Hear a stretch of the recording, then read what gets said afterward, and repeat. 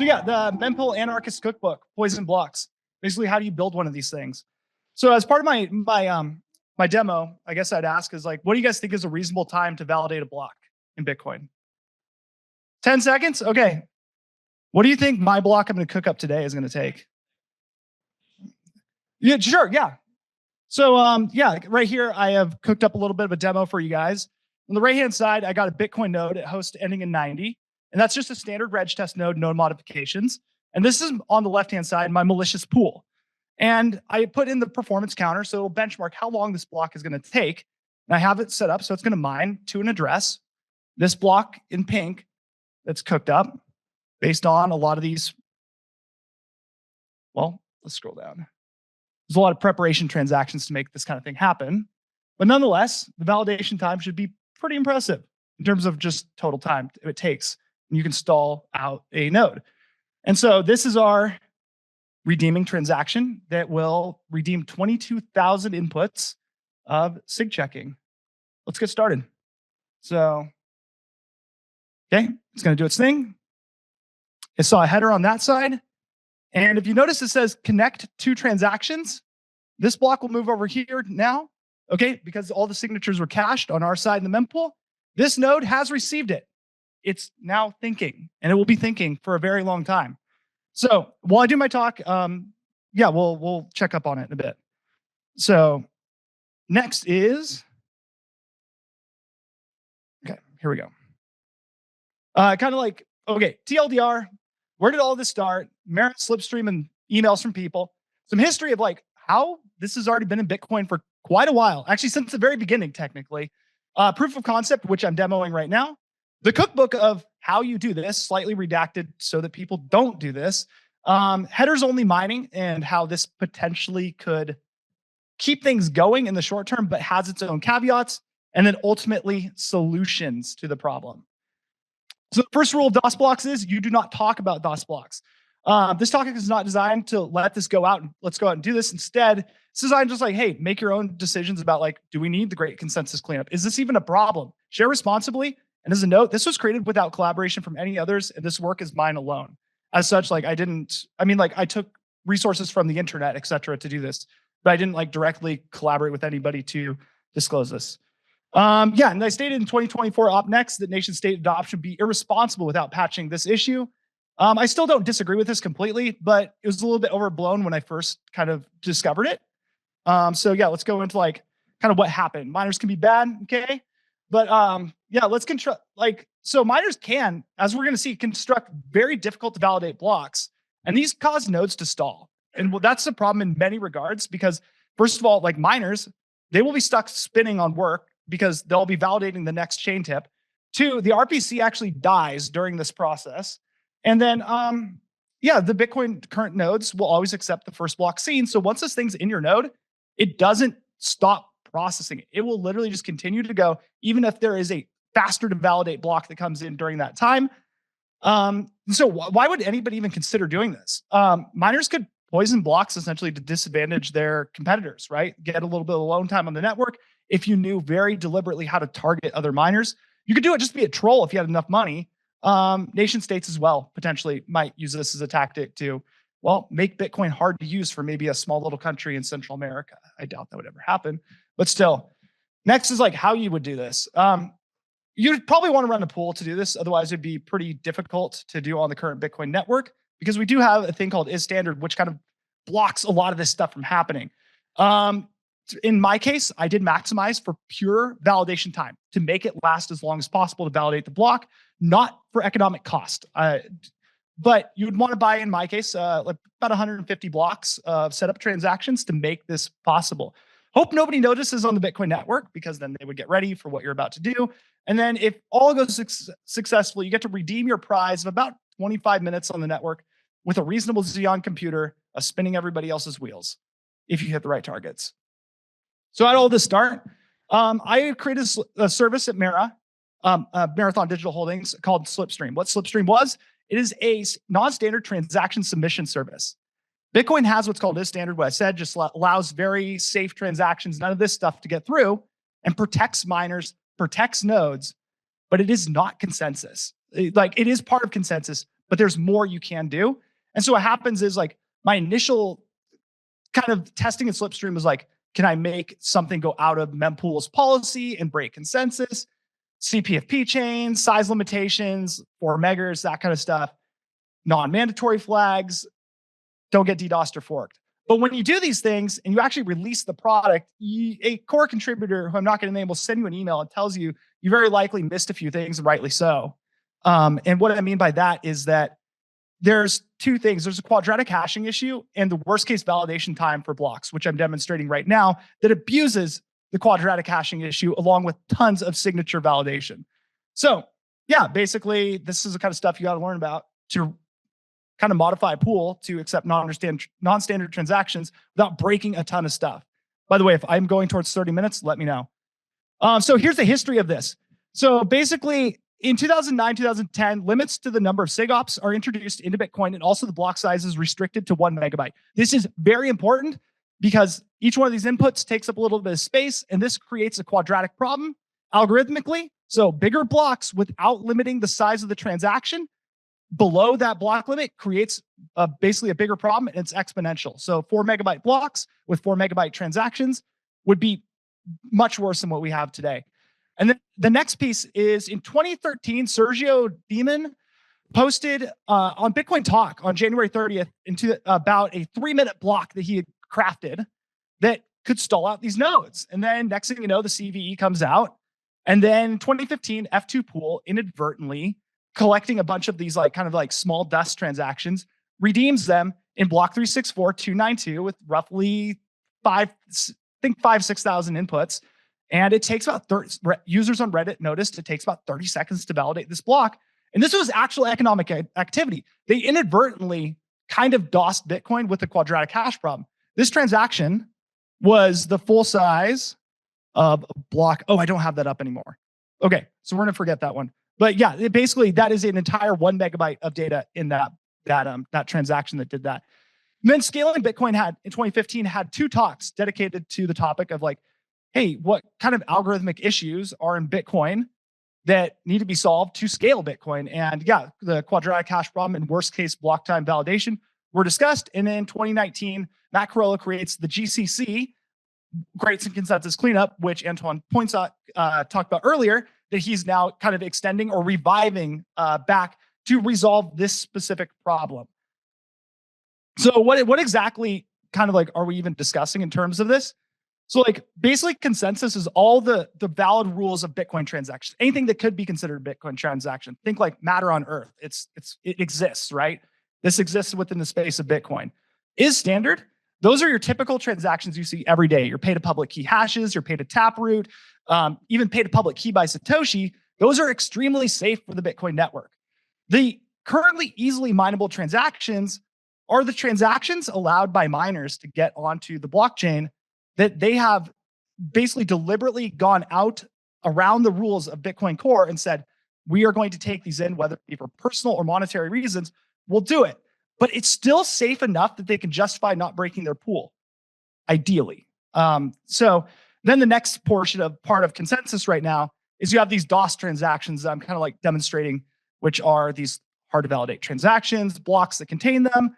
Ideally, Great Consensus Cleanup would just axe this entire yellow spot, soft fork it out. It's done with. We'll never have to deal with it again. But that's a section you never want to interleave or cross over into the easy to do category, because then you have validation problems on the network. So basically, like where I'm kind of at with this is these things are allowed on Bitcoin, but they're kind of hard to do. And that's because of what's called policy, that is standard thing. Miners won't mine it if it's not standard. And because mining is relatively centralized between like 12, 15, maybe 30 pools, whatever. But ultimately, they're acting as the guardians of the network and preventing this from happening. It's too difficult for anybody just to go up and make 150 blocks of setup transactions. The miners currently, if you talk to a Pubco miner, they don't want to be a part of any of this. There's no price you can really pay to say, hey, can we create a DOS block with you? But that is not going to stop a nation state actor from ever potentially attempting this. The good news is it's very easy to see. But yeah, none of this means it can't happen because consensus is king. Sorry about spelling error. So yeah, proof of concept. Let's build this thing. So first step is learn about things. So you can go on the internet and you can like find a lot of the different portions of how these blocks are built from forum posts, resources from developers, etc. Next, you got to write a little bit of code that works because you got to execute it. And then some stuff happens and you end up with something like this. And then in this case, I got a nice result of this block took 25 minutes to validate on our other node. So that block completely made that node useless for 25 minutes. That should be the exact time we have today as well. So the next thing is like what hardware are you running, Portland? Like, what is this? Are you running it on some Raspberry Pi? No, because the situation gets much worse when you run it on a Raspberry Pi. This is on an Intel Xeon E5 2620, so it's no fresh CPU, but it's from 2016, reasonably fast. So yeah, it still takes quite a bit of time. A Raspberry Pi, I was at about 11 hours total to get this block to validate. It's just stuck. So that can maybe have an impact on certain services that run in Bitcoin Core. Like if you're running a mempool.space instance, that will crash out. Sparrow will not work during this time. The node is completely useless. Okay, so what do you need to do this? Like, how do you cook this thing? I've redacted a few things just for the sake of like not giving up the entire thing, but it's relatively easy. You can do all this in probably 2 or 3 days of just research plus coding. You need time, some virtual machines, KVMs ideally. So you can basically create like your attack node and your victim node, and then reg test Bitcoin Core 28.1. And then you need to modify another version of Bitcoin Core to accept these kind of transactions that have become non-standard, don't pass the regular flags, and put them in there. You need mempool instances just for visualization if you care about that. And then you got to write the code to create the setup and redemption transaction. So in my case, I use BDK as a wallet because I could just basically dump a little bit of Bitcoin in there, say spend these out points, and then I could redeem them later in a single, spend a bunch of hard to validate output scripts, and then I redeem these in a single transaction. So the next thing you need is you got to basically modify Bitcoin Core. And this was like why I said modified, because I've taken this part out because I don't think everybody needs to know. But yeah, there are 2 lines you got to remove to be able to make some checks for mempool acceptance go away so that you can get these setup transactions to go into your mempool. And once that's going into your mempool, remember, it's consensus valid, it's just not standard. So it's discouraged, not forbidden. And then you got to set your max standard transaction weight to 4 million weight units for maximum effectiveness. Build with /configure, enable the benchmarks, and essentially you have all your ingredients and you're ready to cook. So like the other portion of this, like why like SIGOPS and these hard to validate transactions that you can create these blocks with, that should normally be considered limited because of the fact that we count the SIGOPS in a block, 20,000 for legacy scripts, 80,000 for witness-based data, but that doesn't count what pub keys have. So in script pub keys, which are kind of like the locks to Bitcoin, the SIGOPS are counted on the outputs. So even though the block I crafted does basically like 4 million SIGOPS, it doesn't actually count the block says it has 0 SIGOPS because they're all on the outputs of the transaction. That was something Satoshi did, and this is my opinion, that it was kind of a pretty big mistake that he counted it at the time it was introduced into the blockchain and not at the time basically it was forced to be redeemed. The cost of that validation was forced upon the nodes. So there are some ways you can use this to your advantage to kind of stop this behavior. So, okay, now we have the setup transactions that bypass or arbitrage this kind of like SIGOPS count to violate the block SIGOPS count, so I can get many more SIGOPS in this thing. To do the attack that I have, it takes roughly 157 blocks of setup. So 1 to 2 sats per VByte, you're 150, 300,000 US dollars. And for the sake of not giving up the entire cookbook, I kind of redacted that section as well. But you'll have a script that looks something like that a lot of times. So then you got to broadcast and mine up your setup transactions. At this point, if you're a miner, you would either do it very quickly if you had a lot of hash power, or you'd slowly, over a very long period of time, introduce these into the chain. So maybe like 1 or 2 a day for a lot more than that, actually. I take that back. But yeah, the main thing is these setup transactions, you just want to have like a lot of op check sigs and just burden the CPU with tons of signature checking, even if that signature is invalid, because that's the important component, is that even if the signatures in that transaction aren't good, like the talk before, it just evaluates it and says it's true or false. So it'll still do all the work, even though it's all bogus data. So you're just basically spamming with a bunch of fake signatures.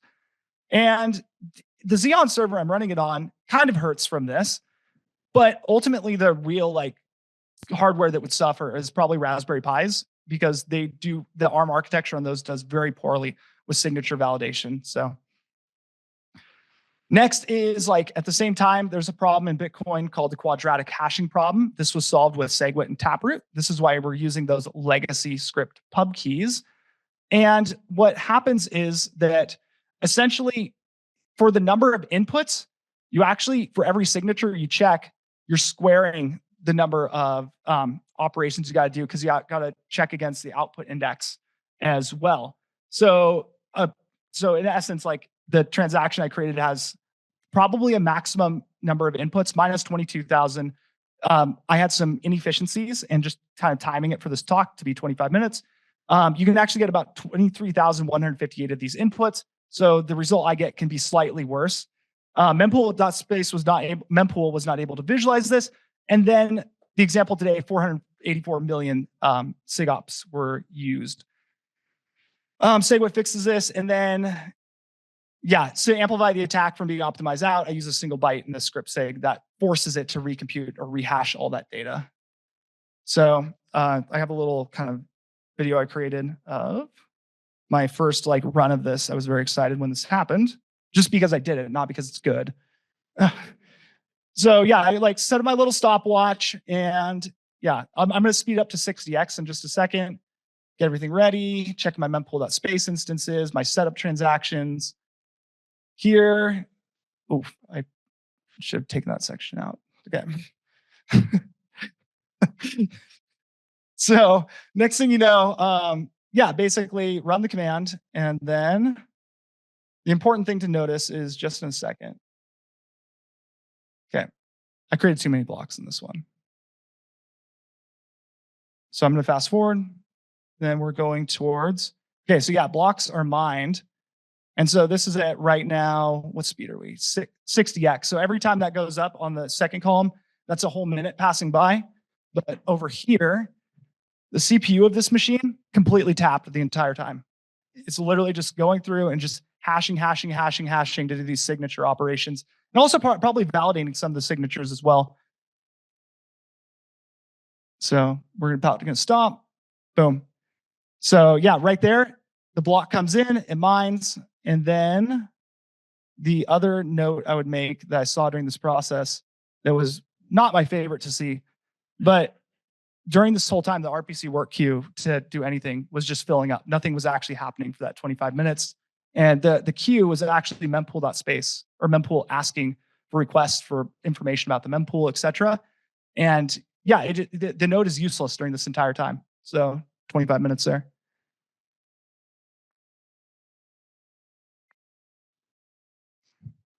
So the really good news is Bitcoin was actually properly multi-threaded to handle this. And if like you're a miner, why not just put in an 80 core server? It's all done, right? You can validate the 4 cores divided by 20. It's like a minute and a half. You're good. The Raspberry Pis probably still suffer a little bit. And yeah, the other thing about disabling the RPC during this time, it has various effects towards like probably lightning channels and people like accepting payments or whatnot if you get this block to other people. Raspberry Pi 4, 11 hours. AWS T2 instances, which some smaller companies use, probably would be like pretty heavily impacted by this. And it's definitely not cheap to do this. The next thing about like why this is probably pretty difficult to pull off is standard. First of all, prevents you.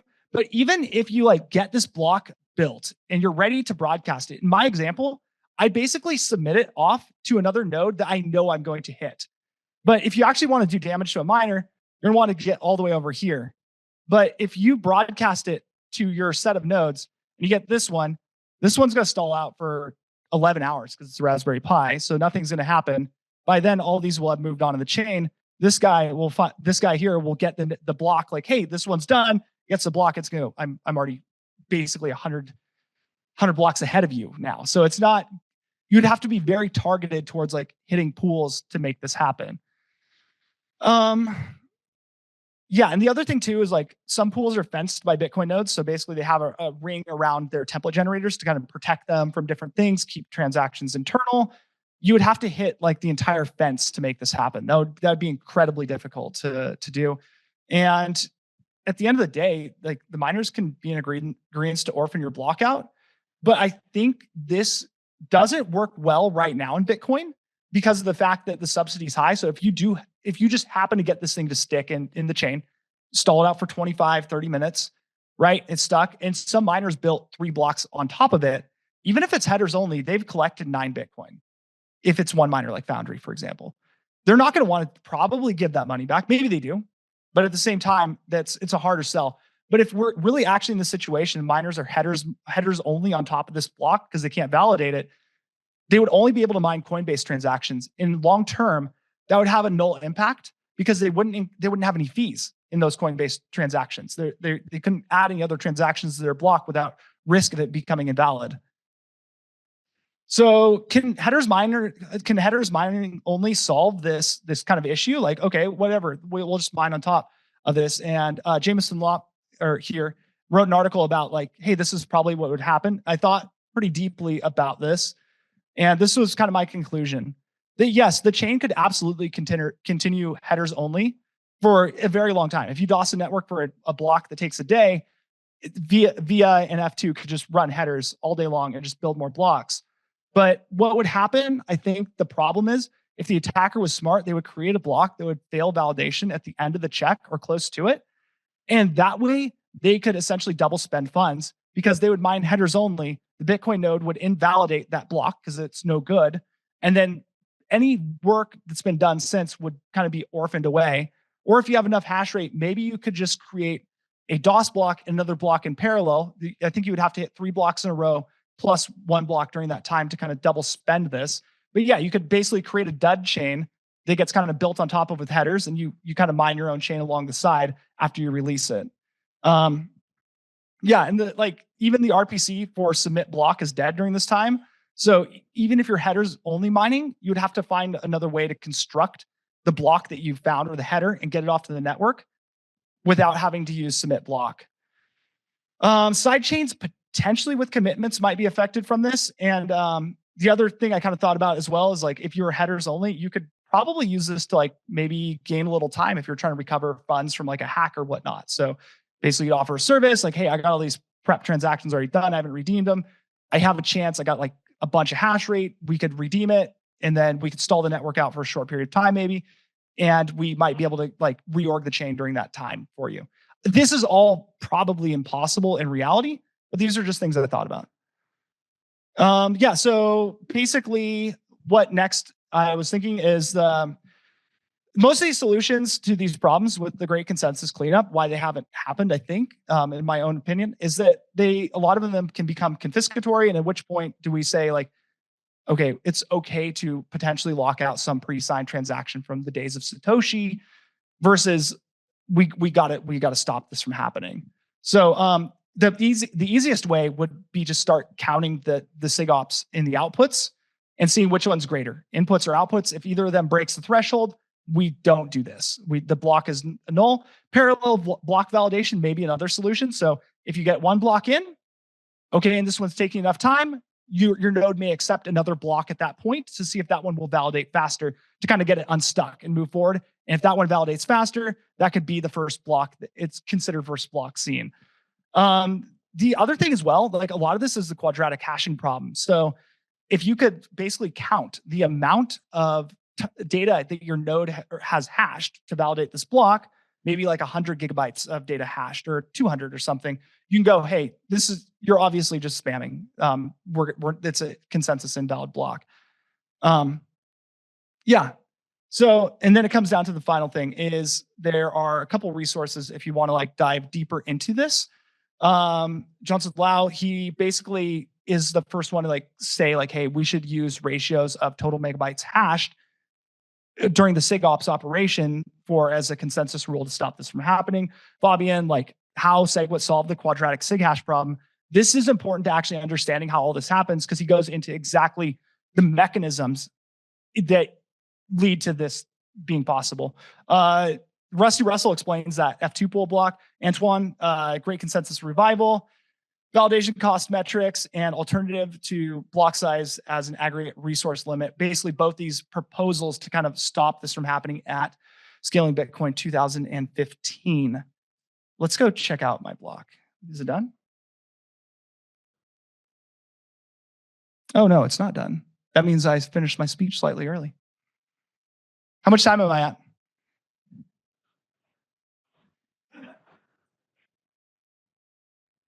Wait, okay, no, we're about done. The RPC is now dying. It's officially there's no more room in the queue. So it's coming. We're almost to the end. Hey, I'll ask a question while we're waiting. Sure. For this thing to die. It's coming back to life. It's dead right now. While it's coming back to life, before it comes back to life, while it's still a little dead. Question I have is you're mentioning earlier about the practicality of this and something interesting. Need me to hit the fence of a popular service like a pool or something. Yep. But my impression is, naively maybe, that as soon as valid headers are verified, they're going to start mining on top of that no matter what. So wouldn't that sort of mitigate this fence blast needing to be done? I know we shouldn't be talking about how to destroy Bitcoin, but I'm just... Yeah, so... But isn't that kind of what mining pools do? Some have services that run external to Bitcoin to find and receive headers and start mining on it immediately. Those would be unimpacted. This currently right here, if any one of the nodes in the fence were able to basically get a header and propagate it through that is higher, yes, that would be absolutely okay. But right now the RPCs and anything coming in, it's not working. So if your entire fence is on this, like let's say you have 4 nodes running in front of a single Bitcoin node generating templates, then every single node would not propagate new block data to the other Bitcoin node that was behind them. Another question I had is you mentioned a few proposals on how to mitigate or eliminate this. What is your favorite? What is your blend of how to address this? I don't think you gave a personalized opinion on that. It's because I don't technically have one yet. I don't know enough about this problem and how it specifically interacts with miners to say a solution. And I've always been in favor of just do not confisc funds at all cost. And there is no good solution to having somebody with a pre-signed that essentially existed well for any reason. Do we actually want that pre-signed regardless of how much damage it does to the Bitcoin network to go through? Probably not, but still it's confiscating funds. But at the end of the day, counting the total amount of data hashed seems incredibly reasonable as a way to soft fork this. And as, okay, yeah, that's good. Given that this takes a setup of seemingly a large number of transactions, yes, is there code out there to sort of watch for this thing, or has the blockchain been scanned for transactions that appear to be setting up something like that? The answer to that is I don't know of anything currently that is watching or acting as a watchtower for this. To detect these types of transactions would be incredibly easy. They are very obvious in terms of structure. And yes, basically non-standard. You could literally just look through the small group of non-standards and find that. I did scan the chain. There is none existing as of now. I do not have infrastructure running to see if some are going to be created after Portland's talk. No, I just scanned the UTXO set and printed every single output that was non-standard. And then it's like a few hundreds. You can just read them.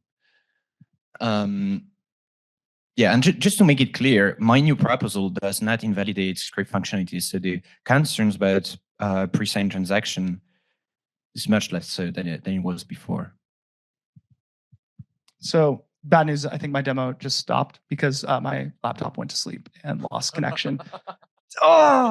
So maybe we're live again? No. Okay, so yeah, it's very unlikely to come back up. So just one question about. Oh wait, yeah, we're good. Okay, it's doing its thing. Okay, keep going. So I have a question about the RPC queue dying out. So wouldn't that specifically be rather easy to solve by not making block validation lock down the entire RPC interface? That is a very deep question that I don't have the answer to up front. And I would say that in theory, yes, you'd basically ensure the RPC has access to certain functions during block validation, but at the same time, there we go. Our block is done. How many minutes was that? So at the end of your performance benchmarks, you'll get the final connect time of the block, which we got, 1,736 seconds on this guy. Shows up on Mempool over there. And that's how you can be really annoying to the Bitcoin network. That was a Xeon 2620 V3. So this isn't like a slouch or anything like that. But yeah, so overall, getting this to even propagate, every single node you send out a block like this to goes through this exact same process. So for you to actually make this get to a miner or get through the network, I think would be insanely difficult. So even if you did all the setup, even the redemption still might be incredibly hard to do without prior knowledge. Maybe if you had something like Fiverr and were directly connected to all the miners, you could maybe submit something like this to be a troll.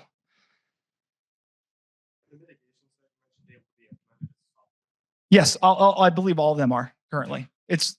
Yep. And an example of like something else that is kind of annoying in Bitcoin right now, there's an opcode called opcode separator that can be used to potentially do other things. But again, it came back to like, why didn't we disable this? It literally has never been redeemed on main chain. It's because it technically could confisc funds from users who have locked up their scripts to a hash, like paid a script hash. And at that point, they might go to redeem it and it's been soft forked out. But yeah, soft forks definitely solve this, like Antoine's great consensus cleanup.